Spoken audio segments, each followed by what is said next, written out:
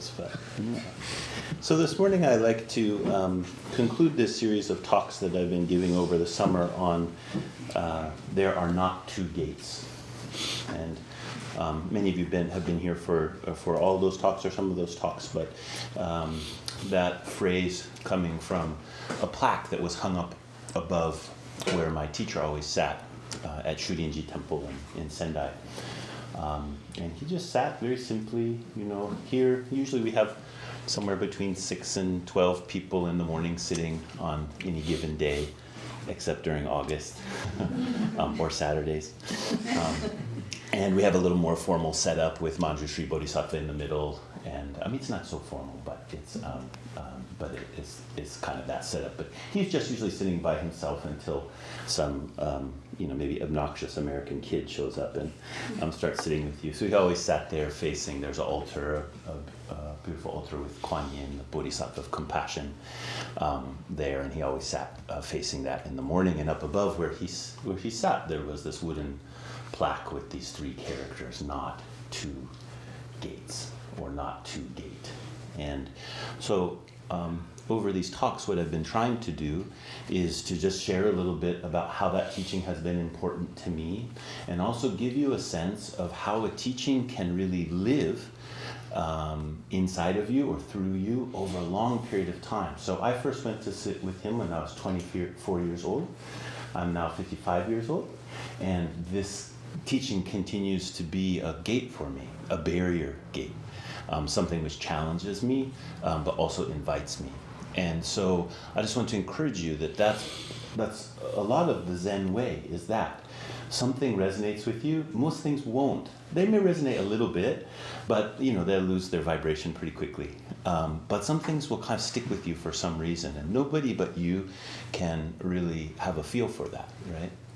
So when there is something that sticks with you, not to close it down with an explanation or understanding really is kind of the worst. Which is not to say that you just sort of stay in a kind of obliviousness about the meaning of it. It becomes meaningful to you as opposed to you nail down its meaning. You see the difference there? If you say, as it becomes meaningful to you, it will continue to teach you over time. And the challenges that you meet in your life and the way you're practicing, etc., will come through a relationship with that teaching and how it is that it's working in and through and on your deeper mind. So I've been talking about how there's a lot of ways, and Chinese is wonderful because you can have 3 characters like this, and Chinese doesn't have any articles in it, doesn't have tense. Word order is not nearly as important as it is in English, and so you can have these 3 characters hanging there, no to gate. No plurals, no singulars. So then you can play with the words. It's like one of a translator of ancient Chinese poetry who I met with once. He lives in Vermont, and his name's escaping me right now. And we were talking about translation from Chinese, and I was talking about how I love that quality of it. And he said, yeah, I think of the characters as being these words that are hanging in the air. In English, everything's kind of sort of built into a wall. And he said with the Chinese, it's kind of hanging in the air. And so then it's up to you as you meet those characters to let them enter you in many different ways. So not two gates is the first translation I've been using. The gate of not two is maybe the most common way that people would translate it, or people would think about the meaning of it. And then I've also been talking about gates are not two. That gates themselves are always the expression of not two-ness. And as I was looking back over my notes from the early talks, one of the things that I wanted to emphasize, which started to drop off as we went along, is that life takes great effort. People think practice is hard, and I say, yeah, it is. But life is hard. Life takes a lot of effort, to do well at least. Actually, to do poorly takes more effort, I think, in the end. But this great effort we shouldn't shy from, and it's a kind of a challenge to us that there should be a direction in our life we should be looking for something true, or we should be looking for a true way to live. This is one of the real importance of religious traditions, is they tell us, no, things are not just how they are. Things are not just how they are.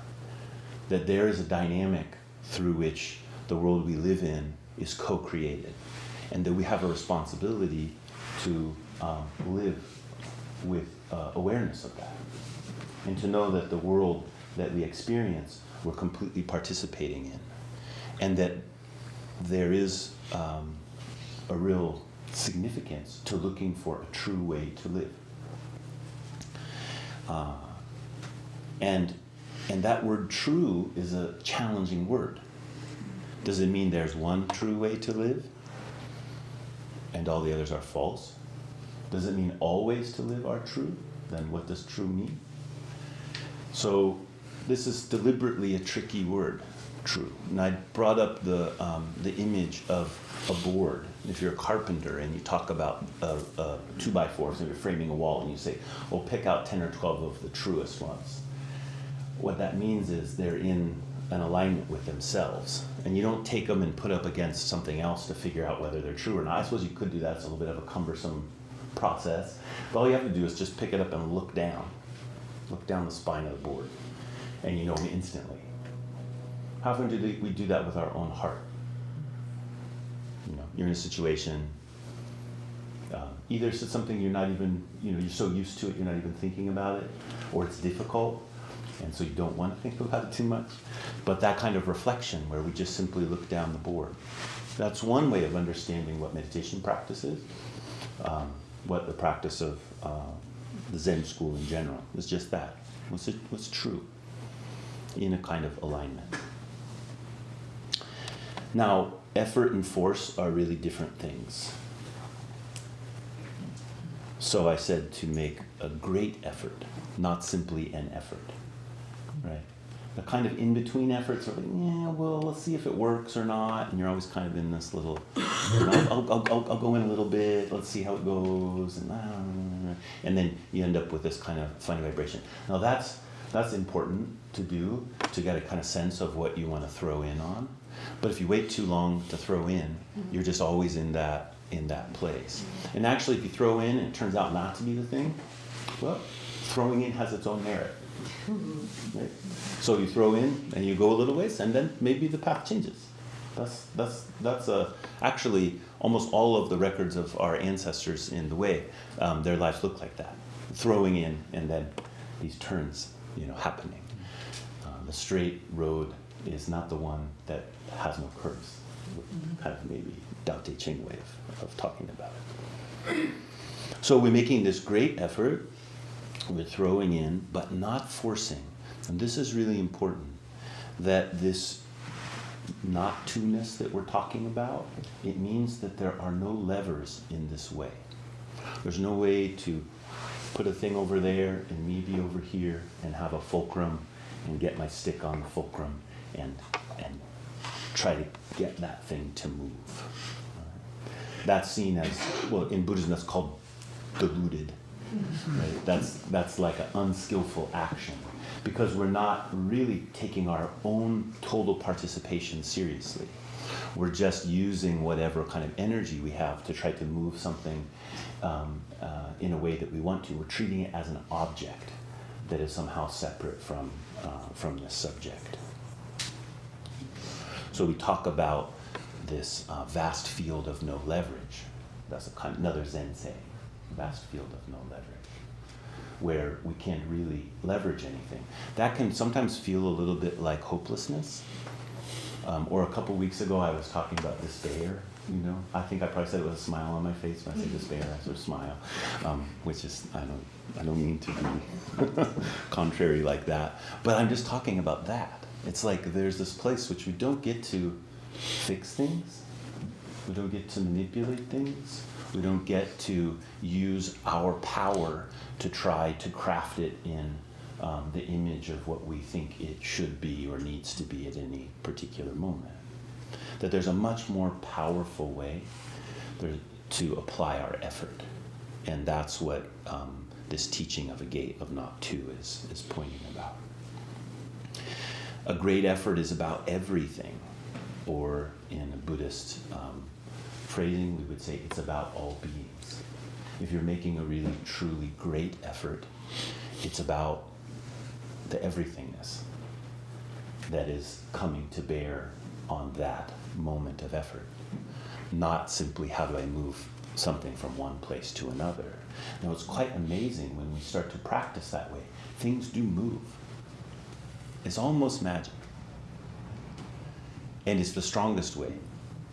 It's the most really, I was going to use the word secure, but secure has a lot of negative kind of tendrils on that. I'd say it's the most harmonious way to function. Would you mind repeating that? Going back 4, 5, or 6 sentences if you can. Can you start me out? Yeah, like what is the thing that is the The thing that's the most harmonious. The thing that's the most harmonious. Yeah. Okay, good. Yeah. So is the not force. The not force. Okay, that's what I thought, but I just want to make sure I got that. So in this practice of no leveraging, we, because we're so used to using our force or our leverage to make things happen, when we release the force or the leverage, oftentimes that feels to us like hopelessness or kind of despair because we think nothing's going to happen. But actually, that's where this other kind of movement becomes possible. Yeah.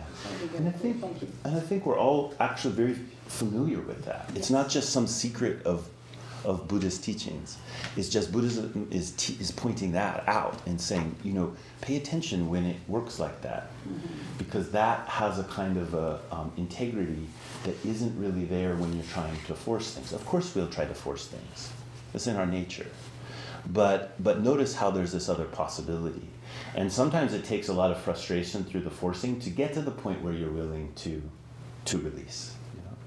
Like being a parent, for example. I remember, one point with one of our daughters just being in this kind of drag out. It wasn't exactly a fight, but it was closer to a fight than not a fight. It was about something. I can't remember what it was. And just getting to the point, it's like that had to happen until I could get to the point where I could just be totally honest and say, why are you doing this? Why are you treating me like this? I remember I felt hurt, but as a dad, it was a little hard for me to say to my 14-year-old daughter that she hurt me. It didn't seem like that wasn't quite the right thing. It seemed like emotional, like too much from dad. But I had to get to that point where I could just sort of say it clean, like that hurt me. And then let go of all the ways I was trying to control the situation, and then this other thing can start moving. Actually, we're holding a lot of things still, a little bit like the Red Queen in Through the Looking Glass, for those of you who are Alice in Wonderland fans, when she takes Alice by the arm and they're just like running as fast as they can, but they're staying in the same place.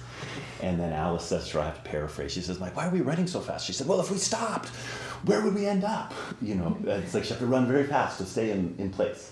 And we could think about that's what we're doing all the time, running very fast, holding things in place. And when we let go, actually, a lot of things can move. There's an intimate alignment that is not simply our own doing. And when we're caught in the forceful two-ness of things, we cut out that possibility. Right? That there is this kind of intimate alignment that is our nature. In Buddhism, we call that Buddha nature. And that in relying on that, there is a different kind of possibility. That we'll be guided by the not two-ness of phenomena. And so I spent a lot of time talking about that the gates are not two means every phenomena appears through gateways of consciousness, which we broke down a little bit, which I won't do right now, but we just simply say anything that I experience through whatever gateways, that experience itself is an expression of the not two-ness. It doesn't mean there's not a me and an object of my awareness. There is. And Buddhism has very sophisticated analysis of all of that. If you're interested, we have a book in the library and I think in the little bookstore there called Vasubandhu's 30 Verses, who's a teacher in the Yogacara school. They dissected this very, very minutely. It's good study. So it's not that there is no objective awareness and a being who is perceiving. It's just that they are inseparable. They're not two. But we also can't just say they're one, or we lose all of the rich quality of what's happening in the appearance of that phenomenon. It's not a dismissal of the phenomena. You see, that's when we talk about oneness. That's what we tend to do. We dismiss phenomena. We say they're not real. It's all one. Buddha warned against this very, very clearly. He said that that's basically a nihilism. You're undercutting the existence of things. And we do that. We have a sort of spiritual impulse to do that. The other problem is to objectify things and reify them, would be a term you could use, to make them real in a sense that they're not. So guided by that not-to-ness, whatever it is that we're experiencing immediately leads us back to this truth of our being, to the quality of mind, which is that for whatever phenomena is appearing, I'm also present. And what awareness I'm having is not just hung on the exterior object. That's maybe the main point here. That I'm not just saying, oh yeah, there's a glass out there, I know it's there, now I can think about something else. Right? Which we're doing all the time, probably very practical, but it has a cost. So when we're practicing, we're trying to turn our attention so that we're not just saying, oh, there's a glass, I know it's there, independently existing, I can ignore it now. We're saying, there's a glass, oh, that glass and this me somehow are meaningful. They're, the glass is not just out there, something to be ignored, but is actually my being is intimately related, or we could say dependent on the glass. Sometimes that's referred to in Buddhism as thusness. That the glass is thus. It's as it is, which people confuse with the teaching of, oh, things are just how they are. That's not a teaching of, oh, things are just how they are. It's a teaching of things are as they are, including you, totally involved. Right? So this kind of teaching is an invitation to a really sincere meeting, that whatever it is that we're meeting, when we're trying to practice through that intimate alignment, not forcing something, but trying to know, how should I be aligned? How should I look down that board and see what's true in this moment? Then each phenomena becomes an invitation to this sincere meeting of going beyond. That we don't, it's easier for us to think about it when it's with other people, but it's really about all things and all beings. When we meet somebody, we don't just say, oh, okay, I know who this is. Now I can ignore and move over here. It's actually whoever we're meeting, whoever we're looking at, whoever we're interacting with, is both themselves totally and not themselves. They're the everythingness. There's this story I'm fond of talking about. We had an astronomer come and give some really beautiful shows at the temple quite a few years ago. Larry Deckman is his name. He's this kind of amateur astronomer, in the best sort of way the amateur is, like he just loves it, right? And so he had made this slideshow, and we made the temple all totally dark, and then he'll show the slides and talk about what it is that we're seeing. At that time, they were Hubble's telescope images. Now we have deeper images. But at one point, he said, so suppose you took a grain of rice and you held it at arm's length up into the sky, and just imagine the area that grain of rice would cover in the sky.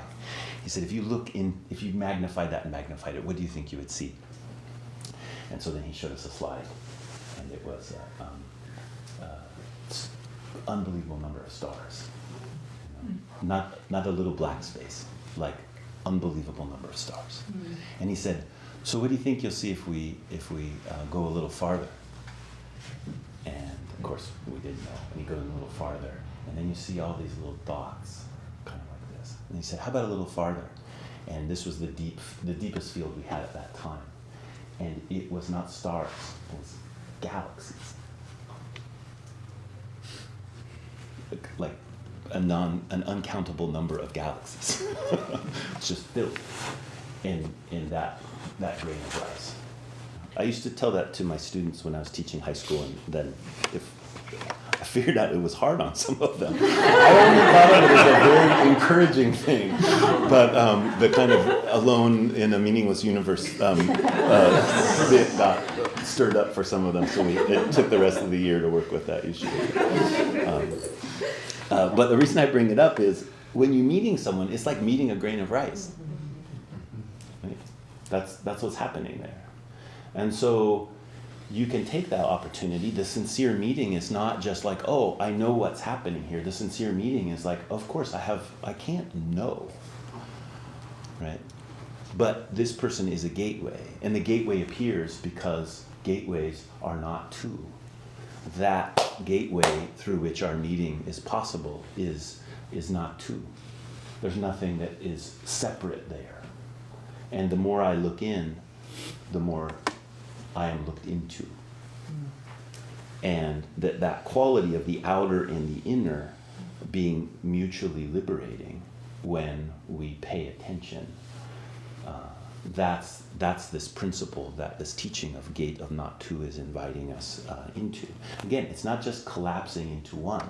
I don't meet someone and say, oh, essentially we're just one. And so now, usually what that translates into is give me your stuff or let me, ignore your boundaries. That's kind of the place that it goes.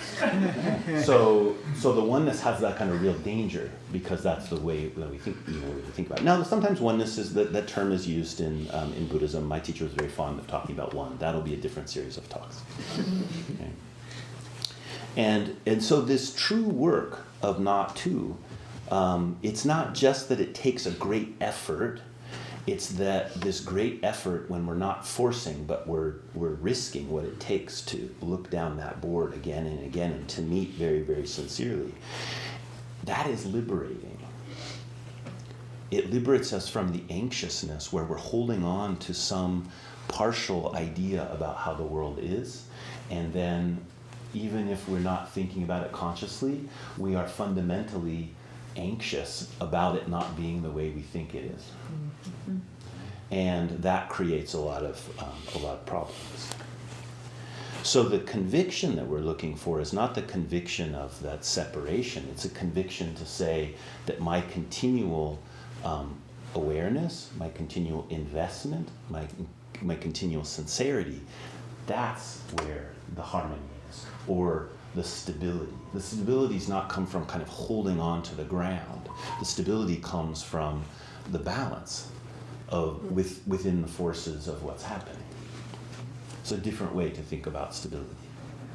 I was on the top of a skyscraper in Tokyo about a dozen years ago for a friend's wedding party, and we were sitting there and hanging out, and I was sitting across the table from my good friend's who had just become his brother-in-law, who's a British man, lives in London, and he's an architect. I didn't know this, but he builds those tall towers. The way I found out is a really huge earthquake came, and we were like 30 stories, 50 stories. I mean, we were really tall. I don't even know what the number was. And the whole building, you know what it did? It was like this, and he gets this big smile. We knew enough, it's like it was big.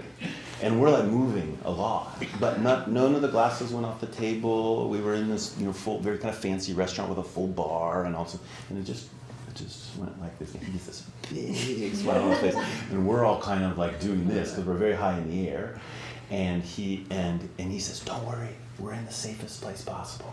And he said it in this really like deeply assuring way because he was so convinced, and I was 82% convinced, which was enough to kind of round out the worry in the situation. But then as it settled down, he said, "Look, And he started pointing out, it was all glass walls, and about every 10 feet there was a joint that's about this big, that was filled with rubber. And then the next hour, we were trapped up there for several hours because all the elevators if it's a big enough earthquake, they all turn off, and an actual person has to come and do all the safety check before they'll turn them back on. But we were fine, we had a great time. And then he explained to us how they built the place and what was happening and all of that flexibility that was there. That it wasn't just a kind of rigidity that was going to save the building in that situation, but it was, we could say, a kind of awareness that the building would have of the conditions. It was formulated in a way to be able to respond to those very frequent earthquakes that they have. So this kind of outer and inner ungraspability, which oftentimes feels a little bit scary to us because we can't work the lever, is actually the place where this kind of harmony is possible and things start moving. We could say of themselves. That's how you might feel about it when you experience it, the thing's moving of itself, but you're totally involved. It's just that you're not involved in the way where you're trying to force it. You're involved in a way in which things can start moving and your own intention becomes central. Intention is something different than just, I've decided to put this over there. The intention is, what do I care about? What am I paying attention to? Not just fixing my mind on, but actually, we could say, attending to. And that thing that I'm attending to is deeply affected by my attendance. Okay, so the last thing then I'll say, and then we'll have time for a few questions, is last week I brought up how this character Gate, there's another version of this character that has a little addition to the inside. The Gate character is really nice. It kind of looks like a gate. It's like this. And then there's this character put inside of it, which originally comes from the character for lock, or like close. And so it's like a gate with a closure. And originally, this character was really used to mean barrier. But its most common use in the Japanese language today, in Japanese they use Chinese characters, and I assume it's the same in Chinese, it means connection. Let's think about that for a second. That closed gate, when I've been talking about a gate here, especially gates are not two. Almost always thinking about the gate as being open, right? But here, the gate's closed. But the closed gate is a symbol of connection. It means you don't get just to walk through. Right? There is another side, and there's this side, and that's emphasized by the closed quality of the gate.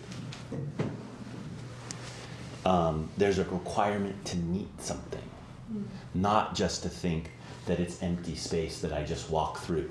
That very quickly recedes back into this sort of oneness idea.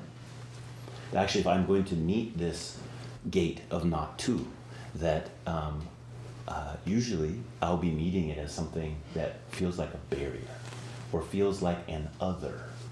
That I have to actually meet an other, knowing that there's no other. If this starts sounding like the Diamond Sutra to you, it's not a coincidence for those of you who have studied it. That the connection that comes here at the gate that is not two requires us to give up something of our own individual sense of accomplishment. That we're going to have to meet something. Now in the Lotus Sutra, which we were studying quite a bit in the spring, there's this most famous line that only a Buddha alone with a Buddha can truly understand. Truly understand is a paraphrase, but we'll just call it that. Only a Buddha alone with a Buddha can truly understand.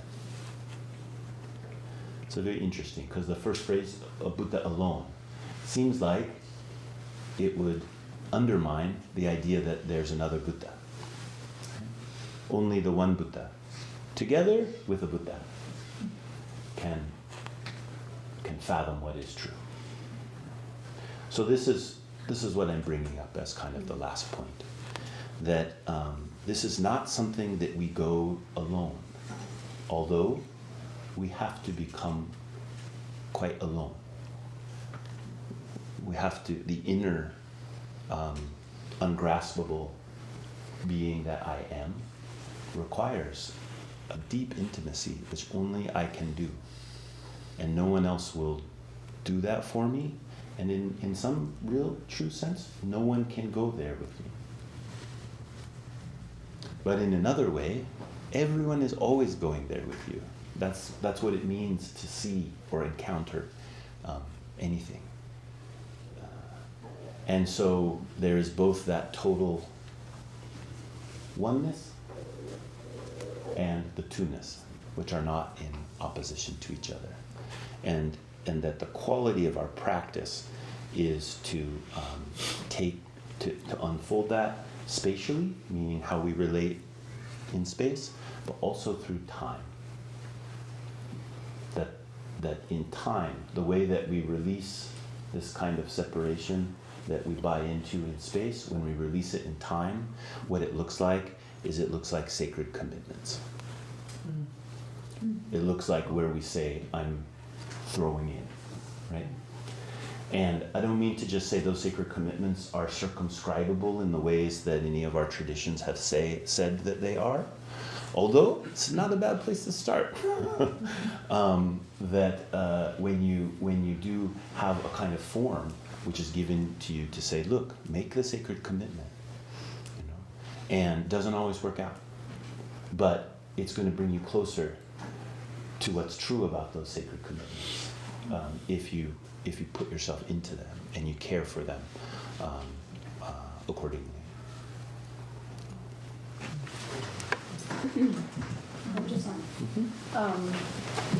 I'm thinking about things as they are, and you were saying it's different from thusness. And part of what comes up for me is resistance. So, or ideas about things. So I'm just going to use the heat as an example, which I completely hate. Yeah. But that's making it harder for me because I don't like it. Yeah. So it's just hot. It just is. Yeah. And you just don't like it. And I just don't like it. And so that is what's making it hard for me. Yeah. And the not liking the not liking. Yeah, right. Exactly. Yeah. But then I think, there's also a piece where, the things as they are can be kind of a giving up. Yeah. Oh, that just is what it is. Oh, well. Right. So it just feels to me like a really, almost like a liminal space, thusness and things as they are. Like you can't really, well, it's my lifelong koan, where's the Bodhisattva stand? Yeah. It feels like that. Yeah. That's exactly what it is. Yeah. And that's why it's an invitation. Mm-hmm. Because if you simply say, in the case of the heat, that one's really good to work with and teach about a lot of things. Because really, we get very frustrated about the heat. Mm-hmm. And maybe in very long-term way, global warming activism type ways, maybe there's some way to affect it. Mm-hmm. But we're just talking about the moment of feeling the heat. Not likely that it's going to pay off too much. Right. So that's that place you're talking about there. I really invite people. That's a great place to practice, where you're like, you realize, okay, my pushing against the heat, my disliking of the heat's making it harder for me. Mm-hmm. And so then originally, just immediately what we do is we start using the same energy and pushing against the dislike. Mm-hmm. Right? And so then we push against the dislike, the same thing's happening, but it's even in a kind of deeper, more subversive level of you can't just dislike the heat. That should be possible, right? And then we dislike the disliking of, it just becomes a meaner kind of a process. So a good way to practice there is right in the exposure of the thing that we don't like, this not forcing, letting the phenomena open inwardly is what's important. We could talk about that as a kind of acceptance of the heat, which is not convincing myself that I like it, for example. Right? It's not a value judgment about what's right or wrong or good or anything. It's just simply this phenomena has something to teach me. Mm-hmm. And part of what's going to teach me is about my aversion to it. And when you practice very directly there, a kind of relinquishment with some care, like stay hydrated, and you practice the relinquishment of that whole leveraging that's happening, pushing against it, pushing against the dislike of it, something will move. Something will move. You don't make it move, Right. but something will move. It's like when you're sitting in zazen, and especially if you sit a longer retreat, and you don't even know you're holding someplace funny. And then pretty soon your body gets kind of worn out, and you keep practicing this coming back to this relinquishment of the opposition, and then at some point your body goes, and you're like, why didn't I just sit like that to begin with? But it's like your body had to learn this other thing, and I'd say our heart is the same way. It had to learn to just be upright within feet without all of that kind of struggle. Yeah, exactly. And that's, one of the reasons it's a lot easier to talk about all that stuff and make complicated theories about it than to do it.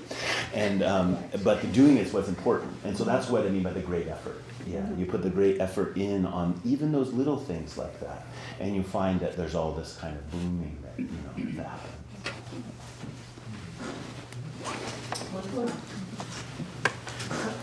When you're talking, I feel like sometimes when I'm able to do that, just be fully present, and there's a lot of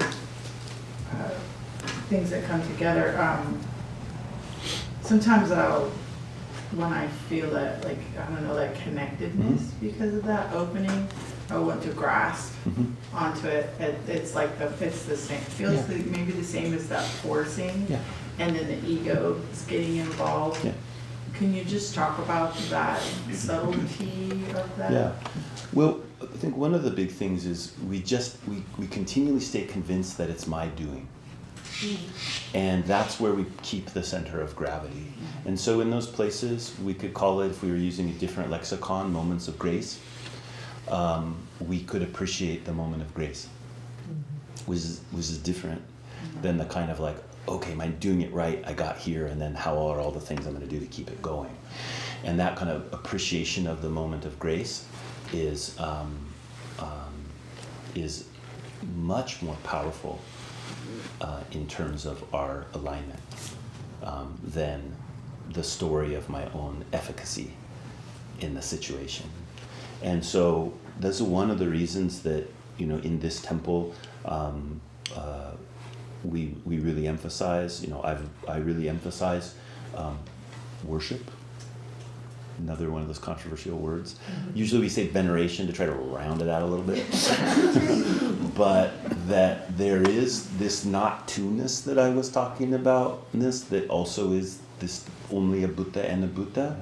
There really is an alive body of the Buddha that is immeasurable and ungraspable and shows up all places in all times. And that is miraculous and luminous. And so, I think in your situation, in those places, don't be too hard on yourself for clamping down on it. Of course we clamp down on it. But if you just shift to the wonder of it, to the gratitude for the grace that moment offers, then the orientation is already, we don't have to think about, is it going to be in the next moment? What was it before? Any of that doesn't matter. I just wanted to share a quote that was coming up for me when we were talking about the barrier gate image. This is a quote from Prentice Hemphill, which is, a boundary is the distance at which I can love you and me simultaneously. Oh, beautiful. And just the sense of there has to, sometimes we think that like love or connection is like no space at all. Exactly, yeah. Being that oneness, but that actually there has to be this sense of differentiation. Yeah. And kind of a uniqueness in every relationship with that, where we find that boundary. Oh, that's beautiful. That's beautiful. I like that. When you were talking, I was flashing on another way this character is used is it's the label for the most strong sumo wrestlers. And well, I'll tell you why that's cool. Because when you in the way it works in the sumo world, the sumo wrestling, which I don't watch sports very much. I really love sumo wrestling. So I'm in Japan. I always watch sumo wrestling. And the way they do is that all the people who are competing, it's a very old school thing, from the person who has the highest ranking in terms of their success, all the way down to the newest wrestlers. And there's hundreds of them. And so they'll have these tourneys, and then they just wrestle, like who's closest to you, and then it goes through the process. Doesn't matter how big you are, how little you are, whatever. Most of them are pretty big, and then you go. But the top couple wrestlers before you would become the champion are called the Great Barriers. Oh wow! And why that's so inspiring to me, and kind of related to what you're saying, is there's an understanding that they need to be the strongest they can be. But not just so they can be the champion. It's because they are a barrier gate. Eventually, some wrestler will succeed them. Mm-hmm. And that the wrestlers that succeed them will need to have passed through that gateway. Mm-hmm. And so their strength becomes a kind of symbol of their invitation, which I think we hear in all those kind of romantic stories about great swordsmen and all these people that like meeting the really true other kung fu master that you could have a fight with, and that's an important thing. And I think within our tradition that's also totally true, that there's a kind of love which is that you're talking about, which is very important, and it's this very kind of a roundness to it. And then there's this kind of love which is it's very straight. And in this tradition we talk about that as the relation of the mirror, which is always round, and the sword, which is very sharp. So both those qualities are there in that barrier. I wanted to circle back to your analogy about determining if a board is true and in alignment. Yeah. This is kind of an issue I've been struggling with for a while. Basically, the situation is I'm seeing the board is in alignment, and someone else is saying it's not true. And part of me wants to defend it, and that just seems stupid and like a waste of energy if it is true, And then my other inclination is just to dismiss their perspective as ignorant and deluded, and it's just like, well, I'm not even going to waste my time with that. And I don't really feel like either option is great. There's probably a more skillful way to work with that. I wondered if you could speak to that. So, how about the board of your and that person's connection? Like, there's one thing to look at that whatever the board is. I mean, the board's a figment of our imagination. We've cut off some things and we're calling it a board, which is great. We need to do that to be able to work with it.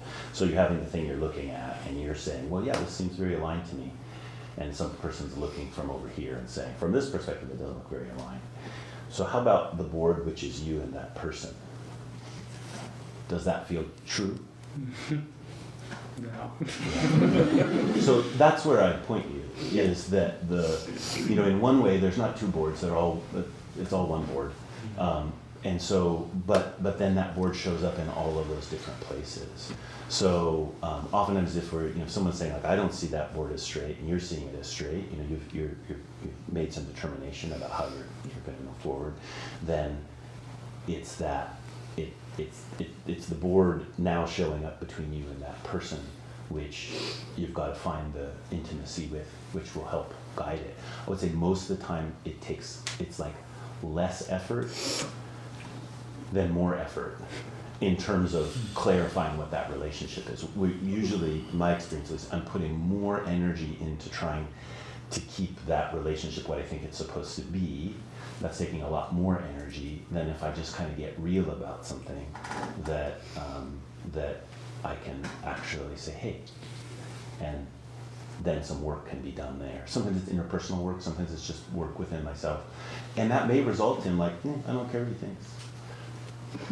But if you try to just convince yourself you don't care what he thinks, or her, then you're just kind of building up this kind of a shack that will be easily blown over by whatever wind of circumstance comes along. So you want to find that, that deeper piece. And I'd say that's also what I mean by the invitation.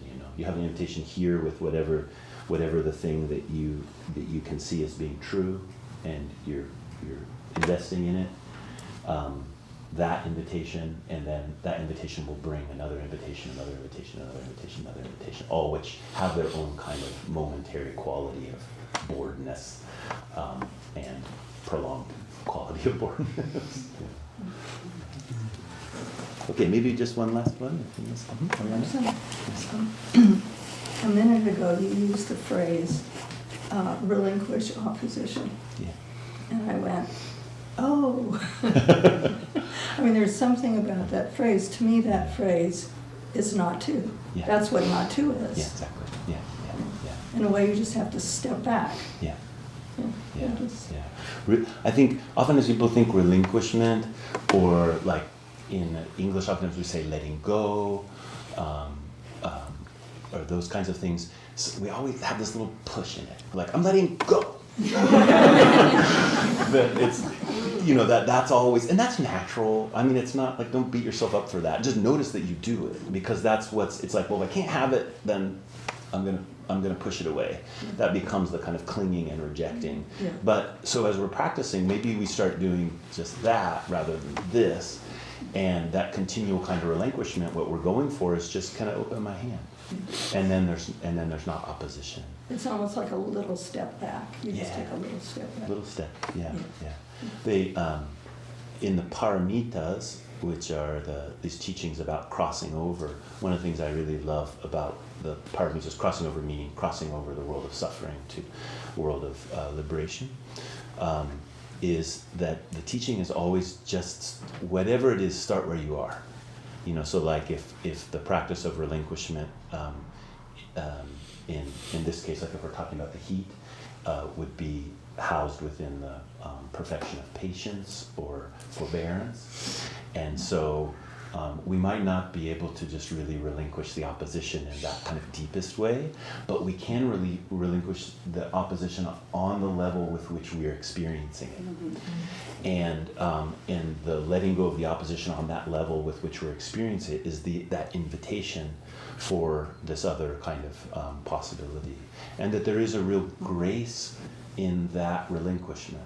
That right in that moment, it's not that, oh, I'm up here and I need to get deeper and deeper. It's like, it's true at every level. It's not that down here is the more true and up here is the less true. It's true all the way through. And so you experience that liberation right there in the moment of that, and it penetrates very, very deeply, and it has a possibility of an undoing. That's why we pay so much attention to little details. Not to get tighter and tighter, but to open up in that way. If you don't have the shallow part of the ocean, you don't have the deep part of the ocean. Yeah. It all just gets shallow. If you're just going for the deep, you're just creating only shallow. By removing all the layers of shallow, you're just creating more shallow. So you have to attend to all the shallowness for there to be depth, and vice versa. That's kind of nifty little phrase. That's the expertise of Zen Buddhism. Great. Well, so this has been very fun. I hope it's been helpful. And if you feel inspired, just write "no two gates" and put it up over your desk or something like that, or "not two gates" or "no two gate" or whatever you like to do. And from next week will be the end of the recess, the August recess. Next Sunday will be that final, and then we'll go into September thing. So the other series of talks by me and other teachers, and then there's a lot of things that are starting to happen in classes and retreats and those things happening in September. So if you're on the mailing list, you receive that programming guide. If you're not, you can just look on the website, it's there. And also if you want to be on the mailing list, I'm sure one of the greeters will make an announcement about that shortly.